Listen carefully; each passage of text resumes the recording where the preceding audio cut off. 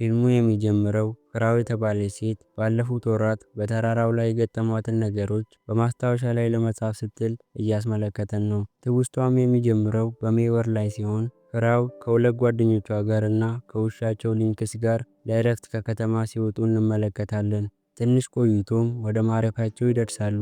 ጓደኞቿም በአቅራቢያቸው ወዳለ መጠጥ ቤት ሲሄዱ ፍራው ግን ደክሟት ስለነበር ከሊንክስ ጋር በቤት ውስጥ ትቀራለች። እሷም ውሻውን ለመዳበስ ስትሞክር ነገር ግን እሱ እንድዳብሰው አልፈቀደላትም። በሚቀጥለው ቀንም ፍራው ከእንቅልፏ ስትነቃ ሊንክስ በሩ አጠገብ ቁጭ ብሎ ሲያለቅስ ታገኘዋለች። እሷም ቤቱን በምትፈትሽበት ጊዜ ጓደኞቿ ተመልሰው እንዳልመጡ ትገነዘባለች። እናም የሆነ ነገር ደርሶባቸው ሊሆን ይችላል በሚል ስጋት ፍራው ከሊንክስ ጋር ሆና ለመፈለግ ትወጣለች። ሊንክስም ከፊት ከፊቷ እየሄደ ስለነበር አንድ የማይታይ ግድግዳ አፍንጫውን መጥቶ ሲጮህ ፍራው ትሰማዋለች። እሷም ሮጣ ወደ ውሻው ስትሄድ ምን እንዳስጮኸው ማወቅ አልቻለችም። ከዛም ወደፊት መሄዷን ስትቀጥል ሊንክስ እሷን ከመከተል ይልቅ ወደ ኋላ ይመለሳል። እሷም ጥቂት እንደተራመደች የማይታየው ግድግዳ አጠገብ ትደርሳለች። ግራ በመጋባትም በእጆቿ ትነካዋለች። ከዛም ለማለፍ የማይቻል መሆኑን ተገንዝባ ወደ ቤቷ ትመለሳለች። በመንገድ ላይም ሁለት ሰዎችን ትመለከታለች። ወደ እነሱም ለመቅረብ ስትሞክር የማይታየው ግድግዳ ወደ እነሱ እንዳትሄድ ያግዳታል። እሷም በመጮህ ለመጣራት ትሞክራለች። ነገር ግን ሰዎቹ ምንም አይንቀሳቀሱም። ውሃው ግን ዝም ብሎ ይፈሳል። ፍራውም ተስፋ ቆርጣ ወደ ቤቷ ትመለሳለች። ሊንክስም አሁን ብቸኛ ጓደኛዋ መሆኑን ስለተረዳች ከእሱ ጋር ለመቀራረብ ትሞክራለች። ምሽት ላይም ፍራው ተኝታ ባለችበት በድንገት አንድ እንግዳ የሆነ ድምፅ ሰምታ ከእንቅልፏ ትነቃለች። ከዛም ለማጣራት ወደ ውጭ ለመውጣት ትሞክራለች። ነገር ግን በሩን የማይታየው ግድግዳ ሸፍኖት ነበር። ይህንንም ስትመለከት መጮህ ትጀምራለች። ነገር ግን ይህ ሁሉ ቅዠት ነበር። ከዛም ወዲያውኑ በሩን ቼክ ስታረግ እንዳልተሸፈነ ታረጋግጣለች። ከዚያም ለእግር ጉዞ ትወጣና ወደ ጥንዶቹ ቤት ሄዳ አሁንም እንዳልተንቀሳቀሱ ትመለከታለች። በዚህም ምክንያት የመንደሩ ነዋሪዎች እንደሞቱ ትደመድማለች። በዚህም ጊዜ ሊንክስ መጮህ ይጀምርና እየሮጠ ይሄዳል። ፍራውም ተከትላው ትሄዳለች። ከዚያም አንድ ላም ትመለከታለች። መጀመሪያ ላይ በፍርሃት ብትደበቅም ነገር ግን ወደ ላሟ ቀርባ ወተት ልትሰጣት እንደምትችል በማሰብ ወደ ቤት ይዛት ትሄዳለች።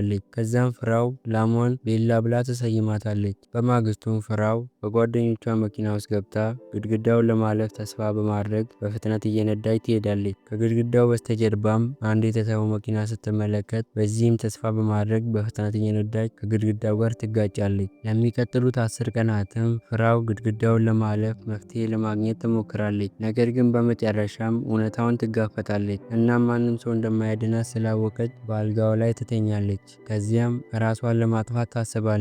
ነገር ግን ጓደኞቿ በካቢኔት ውስጥ ዘርና አንዳንድ ነገሮችን እንዳከማቹ በማስታወስ ወደዛ ትሄዳለች። ከዚያም በካቢኔት ውስጥ ብዙ እንጨትና ድንች ታገኛለች። በዚህም ምክንያት ፍራው ድንች ለመትከል ወደ ውጭ ወጥታ መቆፈር ትጀምራለች። ሊንክስም አብሯት ይቆፍራል። ቀናትም እያለፉ ሲሄዱ ፍራው ሁልጊዜ ጠዋት ጠዋት የቀን መቁጠሪያውን በመጠቀም ቀኑን ትቆጥራለች። በሜይ 30 ላይም ቀኑን ሙሉ ዝናብ ስለሚዘንብ ፍራው ቤቱ ውስጥ ለመቆየት ትወስናለች። በዚህም ጊዜ አንድ እንግዳ የሆነ ድምፅ ሰምታ በእጇ ቢላ ይዛ ወደ ውጭ ለማጣራት ትወጣለች። ነገር ግን አንድ የበሰበሰች ድመት ታገኛለች። ድመቷንም ከእሷ ጋር እንድትኖር ወደ ቤት ታስገባታለች። አሁን ላይ ፍራው 3 የእንስሳት ጓደኞች አሏት። ሊንክስም በዚህ ጭር ባለ ቦታ የእሷ የልብ ጓደኛ ሆኗል። ፍራውም ለማደን ታስባለች። ነገር ግን ከዚህ በፊት ሽጉጥ ተጠቅማ አታውቅም። እናም አንድ አጋዘን ተመልክታ ለመተኮስ ትሞክራለች። ኢላማውንም ጠብቃ ስላልተኮሰች እንስሳው በፍርሃት ከቦታው ይሸሻል። ከዚያም ያጋጨችውን መኪና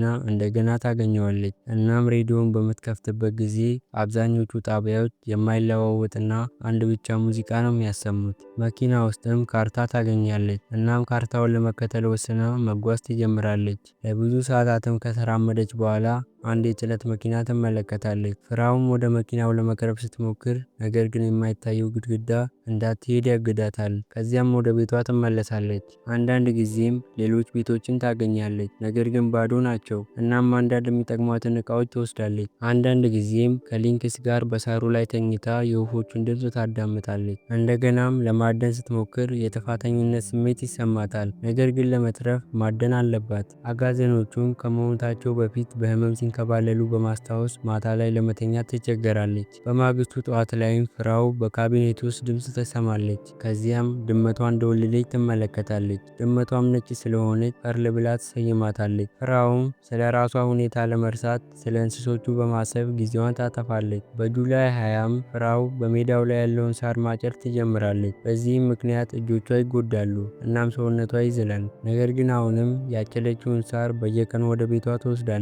ወደ ቤቷም ስትመለስ ሁልጊዜ የእርሻ ቤቱን ትፈትሻለች። ነገር ግን አሁንም ግድግዳው ነበር። በአየር ሁኔታውና በእሷ አስተጫጨድ ምክንያት ሙሉ ሜዳውን ለማጨድ ወደ 3 ሳምንት አካባቢ ይፈጅባታል። ፍራውም ለመኖር ምን ያህል ከባድ እንደሆነ ተረድታ ታለቅሳለች። ነገር ግን አሁንም ራሷን አላጠፋችም፣ ምክንያቱም አሁን ላይ እንስሳዎቿን መተው አትፈልግም። በጫካ ውስጥም ካሉት ዛፎች ላይ ፍራፍሬዎችንና በመሬቱ ላይም አንዳንድ አትክልቶችን ታገኛለች። ይህም ክረምቱ ሙሉ ለመቆየት የሚያስችላትን ምግብ እንድትሰበስብ አስችሏታል። አንድ ቀን ፍራው በዛፍ ላይ የተንጠለጠሉ ልብሶችን ትመለከታለች። እናም በፍርሃት ትኩር ብላ ትመለከታቸዋለች። ነገር ግን ይህ ሁሉ ቅዠት ነበር። ጉንፋንም ስለያዛት አብዛኛውን ጊዜ በመተኛ ታሳልፋለች። ነገር ግን ሊንክስ እሷን ለማስደሰት ካጠገቧ አይርቅም። እሷም ሊንክስን ለማመስገን ታቅፈዋለች። በኦክቶበር 27 በረዶ ይጥላል። ከዛም ለጥቂት ቀናት ይቆያል። እናም ከባድ ንፋስ መንፈስ ይጀምራል። ሌሊት ላይም በጫጫታው ምክንያት ፍራው ለመተኛ ከባድ ይሆንባታል።